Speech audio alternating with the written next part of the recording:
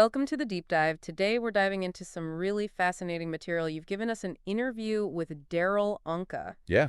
Now, you might already know him. Mm-hmm. He's the guy who channels this entity named Bashar, Right. who claims to be from like a future civilization. Yeah. But we're doing this deep dive for you. Mm-hmm. So whether, Bashar's teaching or this is your first time hearing about him, get ready for some pretty mind-bending ideas. What I think is really intriguing is that Darryl's whole journey into this channeling thing started with not one, but two UFO sightings, Oh, wow. both in broad daylight and with witnesses. Okay, so hold on. 2 UFO sightings, that's quite the beginning. Can you tell us a little bit more about these experiences from the source material? Well, Darryl recounts these events with a real emphasis on the fact that there were witnesses present, Okay. which I think adds a whole other layer to his claims. Yeah. He even mentions that during his first channeling experience, a witness was actually unknowingly sketching an image. Uh-huh. And it turns out that the image bore a striking resemblance to Bashar. Wow. So now I'm really curious about Bashar himself. Mhm. You mentioned he's from a future civilization. Right? But can you elaborate on that a little bit? Like, who does he actually claim to be? So Bashar claims to be a future version of Darryl from a parallel reality, Okay. one that vibrates at a much higher frequency than ours. Whoa. You can almost imagine like multiple versions of yourself existing in these parallel universes, each experiencing a different timeline. Mm-hmm. And this ties into Bashar's concept of time as being nonlinear, which is something that's kind of hard for us to wrap our heads around. Yeah, time not being linear, that's a bit of a head-scratcher. How does he explain that? Well, he suggests that time, as we perceive it, is kind of like watching a film. Okay. We experience it frame by frame linearly. Yeah. But he proposes that every frame, every moment in time actually exists simultaneously. Oh, wow. So it's our consciousness that creates this illusion of moving through time in a straight line. Okay, so then if everything's happening at once, does that mean we can, like, change the past? Well, that's the question a lot of people have. Bashar wouldn't say that we can literally go back and, like, alter events, Yeah. But he does suggest that by changing our understanding of the past, Okay. we actually change how it affects us in the present. That makes sense. It's less about altering what happened and more about shifting our perspective on it. Okay, so we can't rewrite history, but we can kind of rewrite how we relate to it. Exactly. I like that. And it seems like Bashar's teachings really focus a lot on personal empowerment and taking responsibility for our reality. Wouldn't you say? Absolutely. He emphasizes that we are the creators of our own experience. Mm-hmm. By understanding the nature of reality and aligning with our true selves, Yeah. we can manifest the lives that we desire. Right. And one of his core concepts is this idea of following your excitement. Exactly. I've heard that phrase before, but what does it mean exactly, like, in the context of Bashar's teachings? He describes the excitement as this kind of compass Uh-huh. guiding us towards what truly resonates with our soul. Mm-hmm. He suggests that by consistently making choices based on what excites us, Right. we're actually aligning with our higher purpose. Okay. And it's not just about chasing fleeting pleasures. Right. It's about connecting with a much deeper sense of meaning. Yeah, but what about those of us who have, everyday responsibilities? Right. Like jobs and families and bills to pay. Is it realistic to, like, drop everything and just chase every little whim that excites us? That's a valid concern, and Bashar acknowledges that. Yeah. He encourages honoring your current belief systems Okay. and starting small. Mm-hmm. Take gradual steps towards your passions, Yeah. focusing on the journey itself rather than getting fixated on, like, specific outcomes. So it's about integrating those sparks of excitement into our everyday lives. Right, Finding that balance. But how do we even know what truly excites us? right. What if we've been stuck in a routine for so long that we've kind of lost touch with those feelings? That's where a little bit of introspection comes in. Okay. Bashar suggests asking yourself questions like, Mm-hmm. what would I do if I knew I couldn't fail? Right. Or what brings me joy and makes me feel truly alive? Yeah. The answers might surprise you. Sometimes our deepest passions have been buried under layers of societal expectations or even self-doubt. It's like we have to rediscover those parts of ourselves that we've maybe unintentionally silenced. Exactly. Now, what about the skeptics out there? The people who hear channeling and UOs and they're like, nope, that's nonsense. Yeah. What would Bashar say to them? Well, Bashar often emphasizes the importance of honoring one's belief systems wherever they may be. Okay. He doesn't seek to convert or convince anyone, Mm-hmm. but rather to offer a different perspective. Okay. He might say that it's perfectly fine to question and to be skeptical, Right. but to also be open to the possibility that there's more to reality than we currently understand. So it's about staying curious, Yeah, even about the things that seem far-fetched or outside of our comfort zone. absolutely. So going back to the UFO sightings for a second, Uh-huh. did Daryl's encounters actually provide any, insights into the nature of these phenomena? Well, the details of the sightings themselves aren't really as central to the story as what they represented for Darryl. Okay. These experiences were really a catalyst for him. Mm-hmm. They challenged his understanding of reality, Yeah, and they ultimately led him down this path of exploring consciousness through channeling. right. It was like a direct confrontation with the unknown, a shattering of his previously limited worldview. Whoa, speaking of shattering worldviews, you mentioned earlier that Bashar is from a civilization that's like 500 light years away. Yeah, So how does his civilization even navigate those distances? Do they have some kind of crazy advanced spaceship technology? that's where things get really interesting. Bashar explains that their spaceships don't actually travel through space in the conventional sense. Wait, what? They've developed a technology that manipulates what he calls locational variables, Okay. essentially allowing them to teleport. Teleportation. That sounds like something straight out of a sci-fi movie. It does, doesn't it? How does that even work? Does he explain the mechanics of it at all? So instead of physically traversing space, Yeah. they essentially redefine their position in space-time. Whoa. It's like rewriting their coordinates Okay. to instantly shift their location. Wow. And this allows them to bypass the limitations of speed and distance as we understand them. So it's not about flying through space, Right. but about bending the rules of space and time altogether. Exactly. So I have to ask, does Bashar think that humans could ever achieve something like this? He suggests that teleportation is actually a natural ability, Really? one that lies dormant within us. Huh. And he believes that as we evolve consciously and we expand our understanding of reality, Yeah. such capabilities might actually become accessible to us. It's less about building fancy technology and more about expanding our consciousness. Okay, that's a pretty bold claim.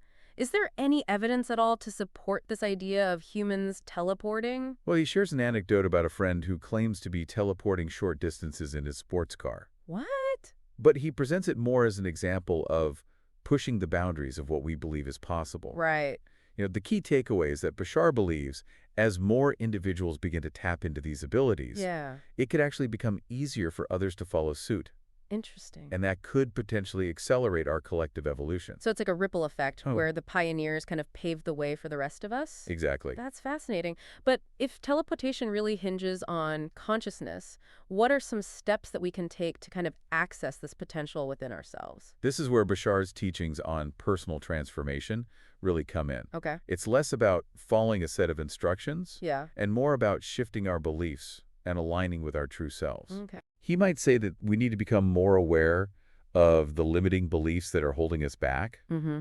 and consciously choose to replace them with empowering ones. So it's about rewiring our minds, so to speak. Exactly. Replacing those old, outdated programs Yeah. with ones that actually support our growth and well-being. Right? So it's not about ignoring the negative, but about actively choosing to focus on the positive. That's it. But how do we deal with those really deeply ingrained beliefs that seem almost impossible to change? Well, even the most stubborn beliefs could be shifted with consistent effort. Okay. It's about consciously choosing to think and act in alignment with the beliefs that you want to embody. Mm-hmm.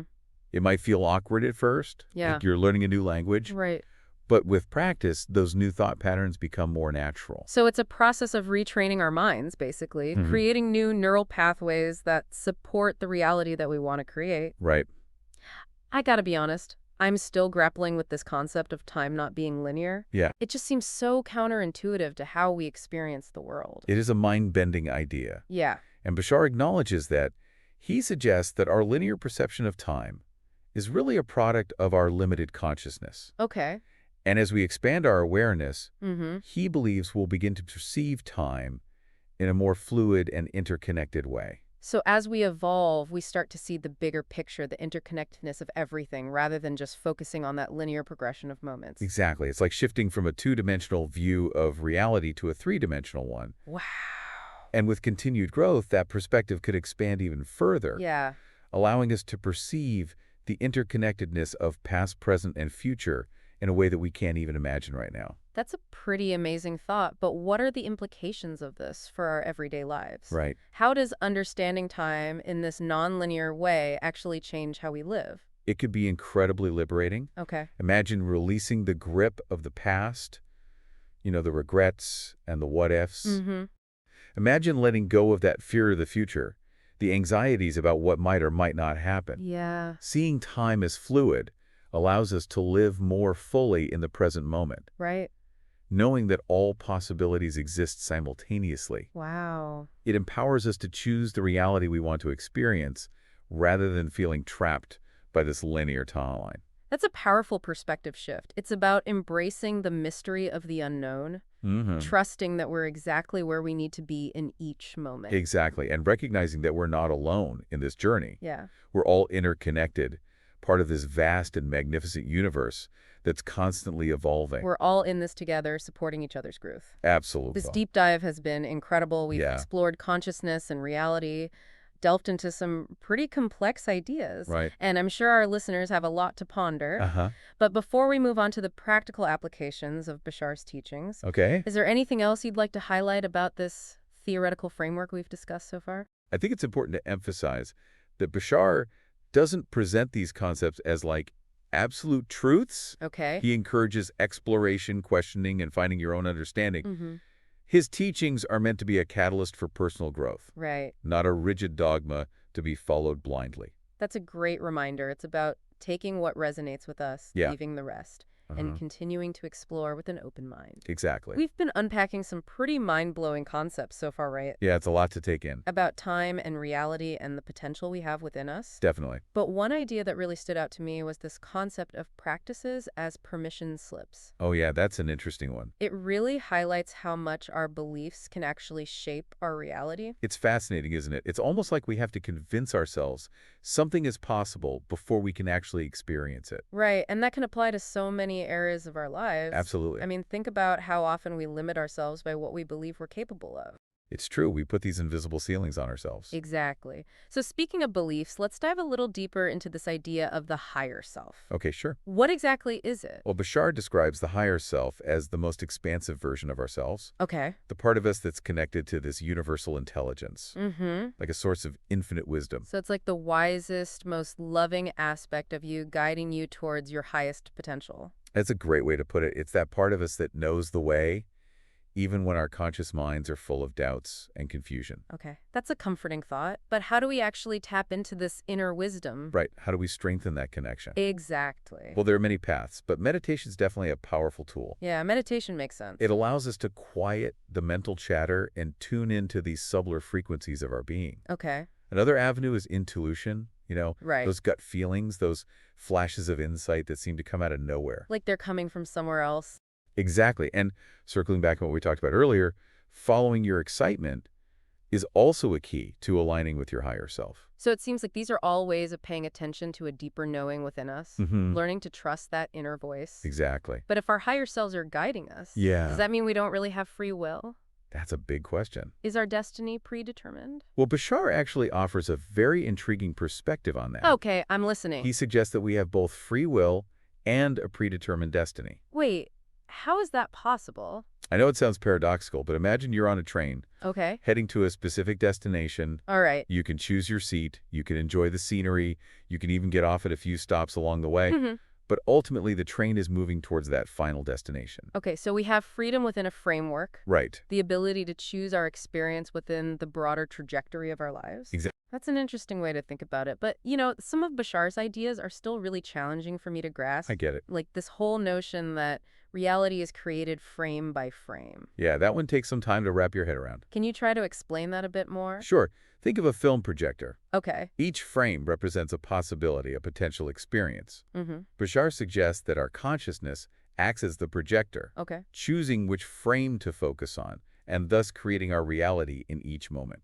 So our thoughts, our belief, even our emotions act like a filter, Yes, determining what we perceive and experience. exactly. So does that mean we're responsible for everything that happens to us? Well, it's not about blame. Okay. It's about empowerment. Okay. It suggests that we actually have more control over our reality than we often realize. Right, because we have control over those thoughts and beliefs. Exactly. By becoming aware of our thoughts and beliefs, Mm-hmm. we can consciously choose the ones that support our well-being, Okay. rather than the ones that contribute to our suffering. So it's about becoming conscious creators rather than passive observers? That's it. But how do we actually shift from negativity to positivity? Right, like how do we train our minds to choose those empowering thoughts and beliefs? Exactly. It does take effort, Yeah. but it's definitely possible, Bashar suggests, becoming more mindful of your internal dialogue. Okay. Like, pay attention to the negative self-talk, Mm-hmm. the limiting beliefs that might be holding you back, Right.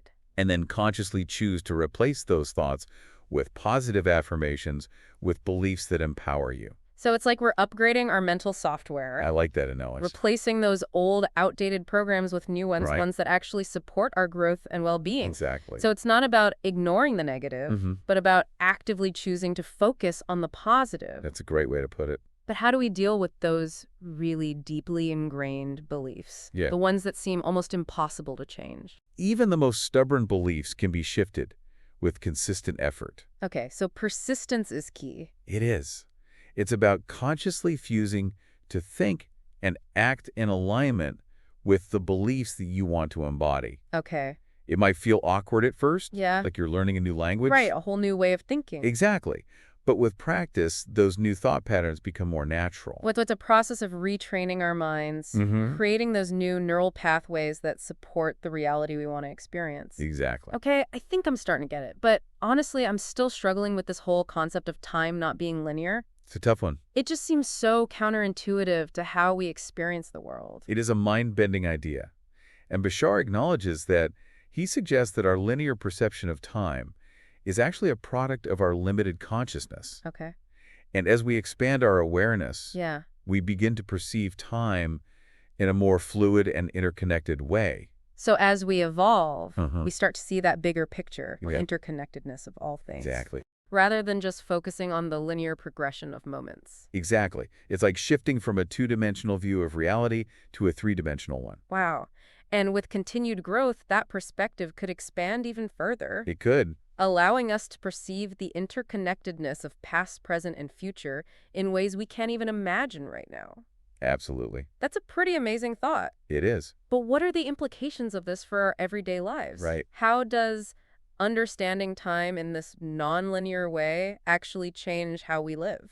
It can be incredibly liberating. Okay. Imagine releasing the grip of the past, Mm-hmm. the regrets and the what-ifs. Yeah, letting go of that baggage. Exactly. And imagine letting go of the fear of the future. Right, all the anxieties about what might happen. Exactly. Seeing time as fluid allows us to live more fully in the present moment, Okay. knowing that all possibilities exist simultaneously. So it empowers us to choose the reality we want to experience. Yes. Rather than feeling trapped by this linear timeline. That's the key. That's a powerful perspective shift. It is. It's about embracing the mystery of the unknown, Mm-hmm. trusting that we're exactly where we need to be in each moment. And recognizing that we're not alone in this journey.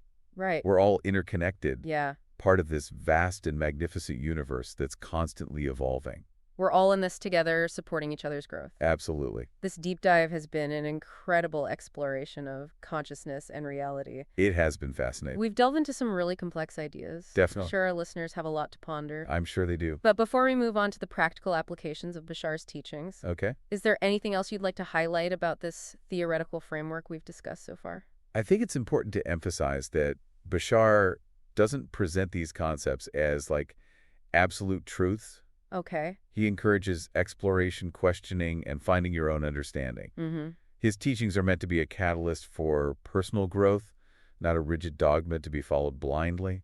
That's a great reminder. It's about taking what resonates with us, Yeah, leaving the rest, and continuing to explore with an open mind. exactly. Wow, it's been quite a journey so far. It really has. Exploring all these incredible concepts Yeah, a lot to unpack. about time and reality and the potential that we have inside us. Mhm. But, at the end of the day, how do we actually take all of this theory Right. and turn it into something practical? Mm-hmm. Like, how do we actually live these ideas? That's the big question, isn't it? Yeah, what would Bashar say about bridging that gap?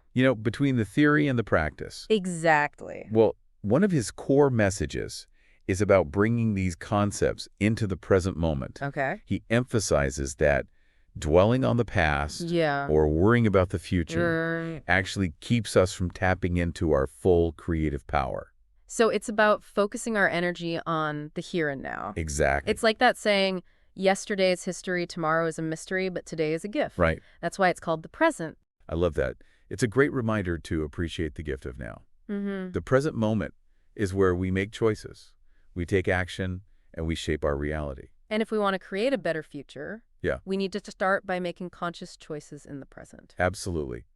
Each moment holds the potential for positive change. Right. It's about recognizing that each moment has that power. It does. And it seems like Bashar's concept of following your excitement plays a big role in this. Definitely a crucial part of conscious creation. Can you talk a little bit more about that? Sure, Bashar describes excitement as our soul's way of guiding us toward our highest purpose. Okay. It's like a whisper from the universe, Uh-huh. a little nudge in the right direction. Yeah. And when we feel genuinely excited about something, it's a sign that we're aligning with our true self, Mm-hmm. that we're tapping into our greatest potential. So it's not just about like seeking pleasure Right. or avoiding pain. Exactly. It's about aligning with a deeper sense of meaning. Yes, a sense of purpose. Okay, that makes sense. But what about those times when we feel lost? Right. When we're not sure what our path is Mhm. or what even excites us? Yeah. What about those moments of uncertainty? What does Bashar say about that? Bashar encourages exploration and experimentation. Okay. Try new things, step outside your comfort zone. Right. Ask yourself questions like, what would I do if I knew I couldn't fail? Mm-hmm. Or what activities bring me joy and make me feel truly alive? I like that. The answers can give you some really valuable clues about your passions and your purpose. It's about getting curious and giving ourselves permission to just explore and discover. Exactly. And trusting that the universe will support us along the way. That's a really nice thought. Bashar often talks about the abundance of the universe, Yeah. reminding us that we're always supported, even when we can't see it. And it seems like a lot of Bashar's teachings kind of revolve around this idea of surrender. Mm-hmm. Like surrendering to the flow of life, Yeah, trusting that there's a bigger picture unfolding. right. Even when things feel chaotic. Exactly. He encourages us to view challenges not as obstacles, but as opportunities for growth, Okay. as opportunities for learning. Yeah, it's about shifting our perspective, Right. finding the lessons in those difficult experiences. Exactly. And remembering that we always have the power to choose our response, Yes, even when faced with adversity. that's powerful. It really is. So much of what we've talked about today comes back to this idea of personal empowerment, doesn't it? It does. Bashar's message is all about recognizing our inherent power as creators. Mm-hmm. We have the power to choose our thoughts, our beliefs, and ultimately the reality that we experience. Wow, this deep dive has been truly mind-expanding, It is. given us so much to think about and maybe even challenge some of our old beliefs. Hopefully. So as we wrap up, Yeah. is there a final thought or a key takeaway that you'd like to leave our listeners with? I think Bashar would remind everyone that this deep dive is just a starting point, Okay. an invitation to explore these concepts further Mm-hmm. and to see how they resonate with your own personal experience. Uh, He might say, take what feels right for you, leave the rest, and keep questioning, keep exploring, keep expanding your understanding of reality. that's beautiful. The journey is yours to create. I love that. It's about continuing to question and learn and grow, Mhm. embracing that journey of self-discovery. Exactly. Well, we hope this deep dive has sparked some new ideas for you. Yeah, Maybe even a desire to explore these concepts a little bit deeper. that would be great. And as always, thanks for joining us on the deep dive. Thanks for having me. How about